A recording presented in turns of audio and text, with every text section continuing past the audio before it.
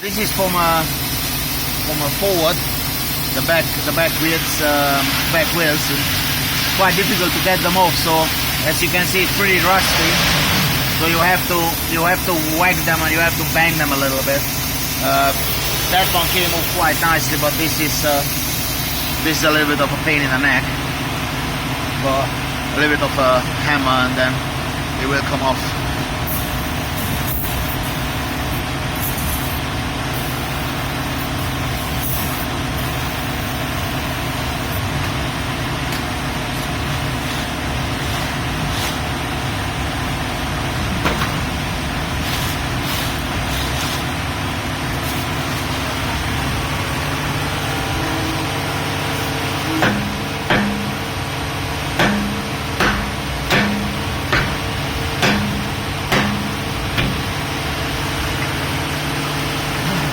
Right guys, so this is the situation. We got the wheel off. I mean, you really need some sort of hammer to go and check this out.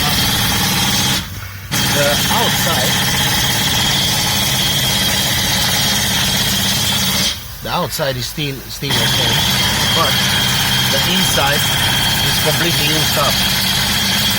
And the reason the inside is using up much heavier is because that's where the caliper is, and push the braking pad towards the disc.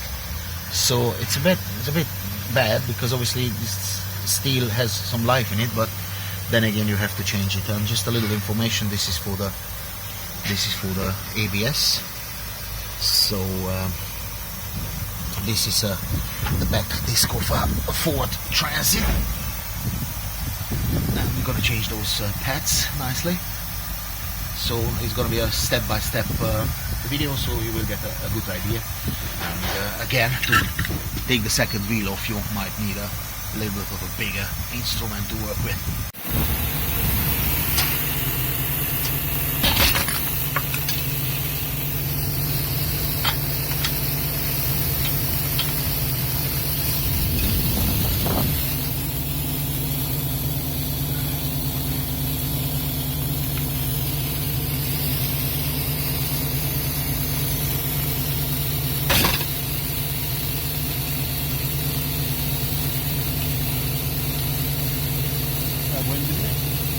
Yeah, gave up already. Good.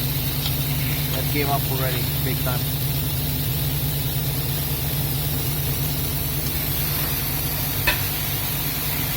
That's it. Awesome.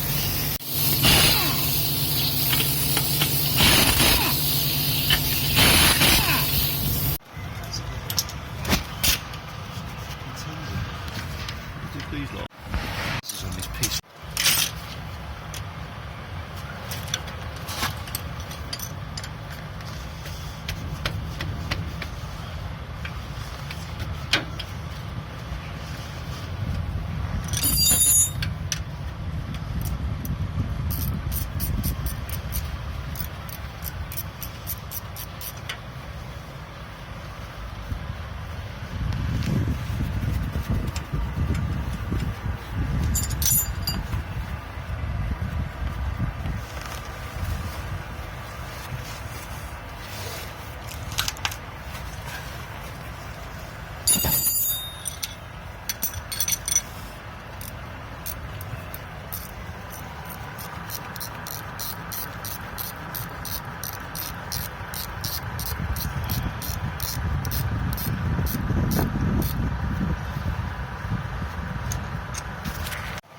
Right guys, so you have to remove this screw from here, one of the screws. So it's right there, and then it's another one from the bottom. It's 12 mil. Remove those two screws first.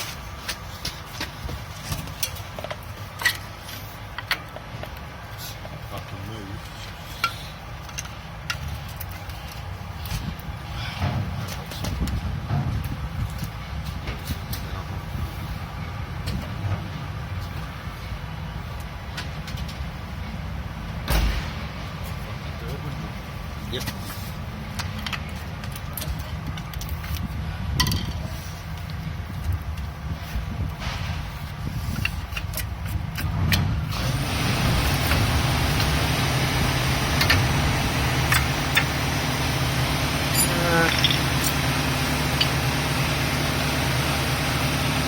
inside is completely used up.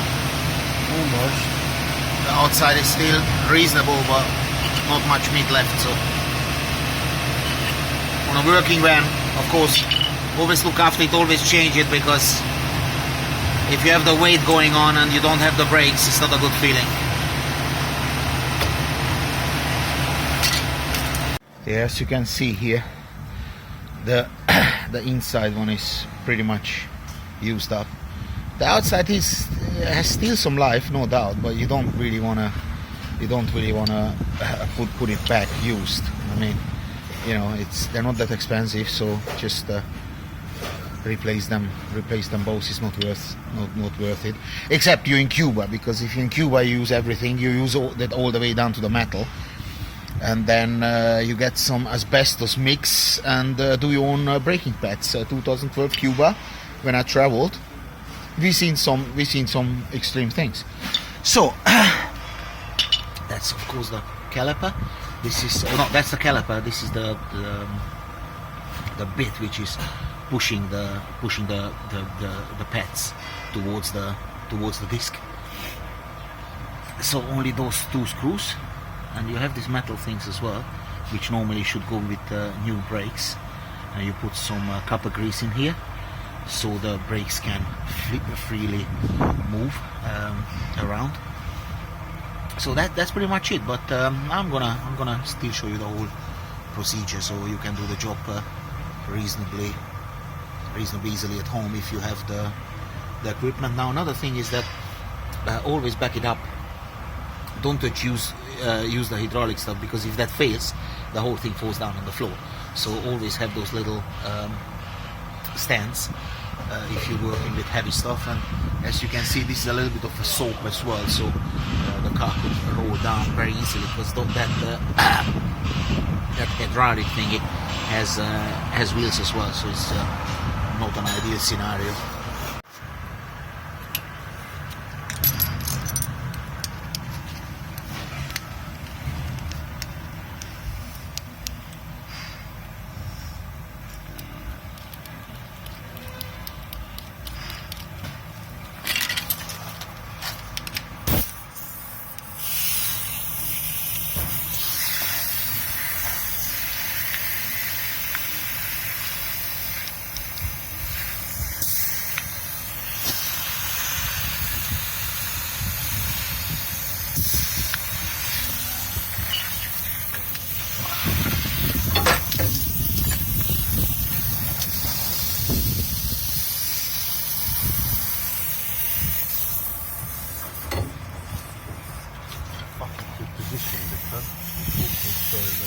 Don't worry about it. It's okay. It's just an idea, you know.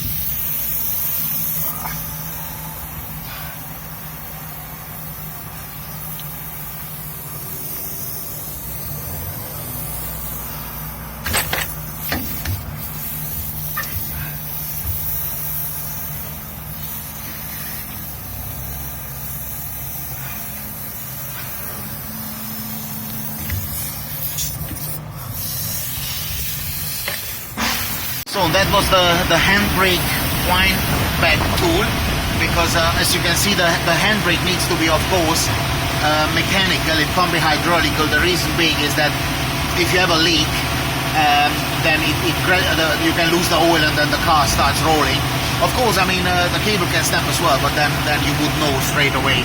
So by law, all the handbrakes have to be mechanical. And before you put in the pads, you have to wind it back, because otherwise you won't be able to put the pads in. So that's a little extra here. This is a pneumatic tool, but you have mechanical tools as well. So you don't need a compressor to do the job, but it of course it helps.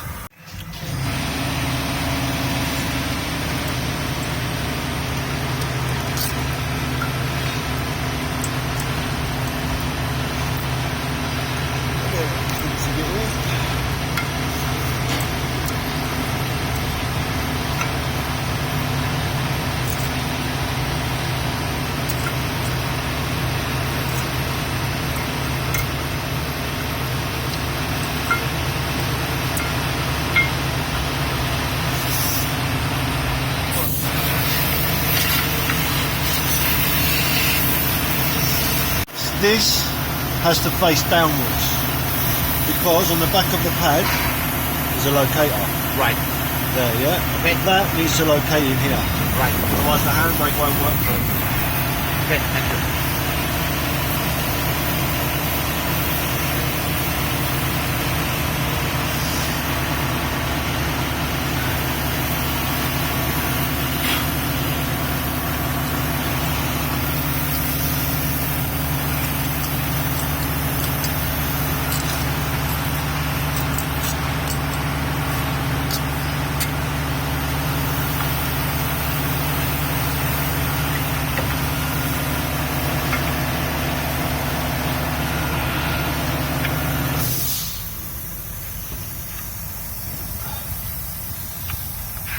Go. And the screws, that's it.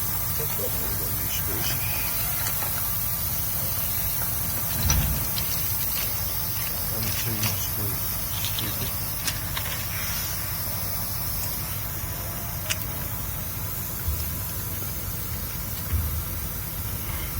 12 millimeters, guys, just for you to know. They're 13. They're meant to be 13. This is 13. Well, they're meant to be 13. Well, meant to be, but that was, yeah. They use the 12s. And we use the 12s here. But Just a quick one. This is how it should look like. So we've got here 1 centimeters of maybe even a little bit more of meat compared to the one taken out. And this is the good one, the outside one. So you see the difference?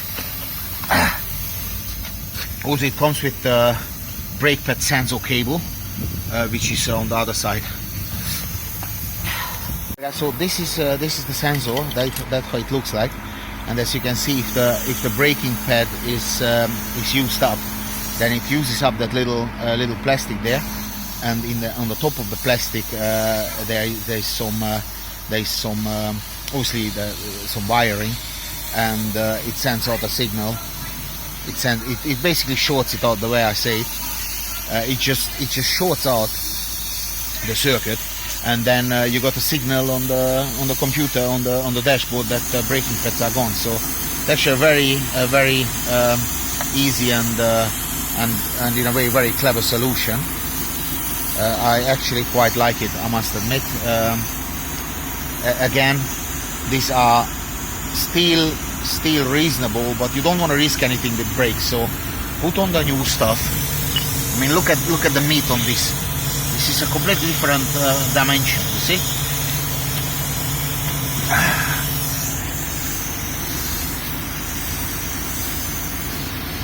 Right, and that's how it looks like new. A couple of wires, connectors, and it just shorts out the circuit, the metal, and then you've got the message that it's all screwed. Right, full transit, and we've got here the problems.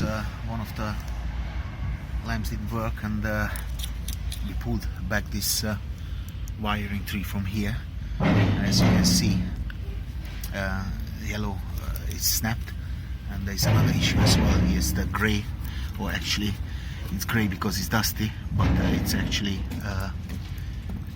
black, completely snapped. So don't look at just the fault here, but of course the whole table too. we're not only mechanics, we're electricians, we're fucking... Yeah, I know.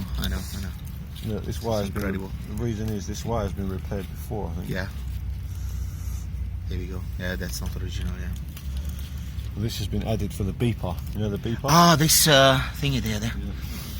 Yeah. So Reverse. the cowboys that install these, Yeah. this is why this has happened, because they've fucked it up, yeah. They've introduced fucking corrosion into the... Of course. Yeah. Didn't do it properly, and the water penetrated, and they just corroded the wires. Look at that. Wow. Well, That is a dodgy job, yeah. That is a dodgy job. Man, this guy with a fucking 3 Series. CV boot change on a Ford Focus. As you can see, it's completely ripped up. The CV boot is around 10 pounds, so it's well worth to do it, because otherwise you would need a whole CV joint, which is going to cost you much more, not only in labor, but also in parts. So always check that boot. If it's damaged, then get it to a mechanic, get it sorted. It's very, very important, because those CV joints can be £150 each if you don't have an account with a car parts seller. That's how the CV joint looks. So we put in a new grease, and then the new boot gets on it. So you have to make sure that boot is always fine, because if dust and little stones and sand goes into this joint, it's gonna wear itself out very, very, very easily. And now I show you the tool for the CV joint to be popped up. So that is the boot for that particular car. Let's open it up. It comes with the grease, and then it comes also with the clamps. So this is the clamp, small from this bit, and then the big one for the top. It's very, very important that you put in the grease. It's extremely important. And this is the tool for the boot. It's just compressed air. And it opens it up. I'm going to show you when it's done. This is the boot. Just have to cut it open, and now it's getting on.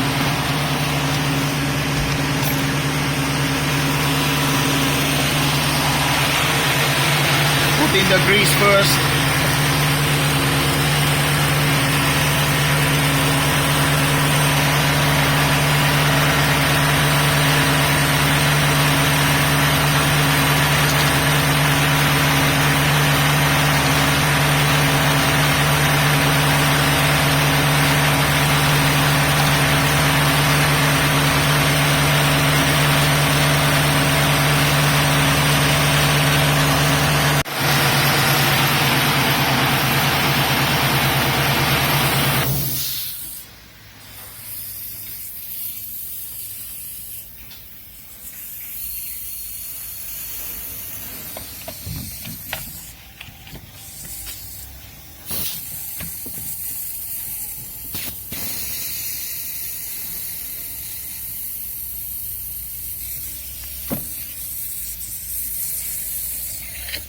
Looks pretty easy if you have the right tool and you know what you're doing, eh?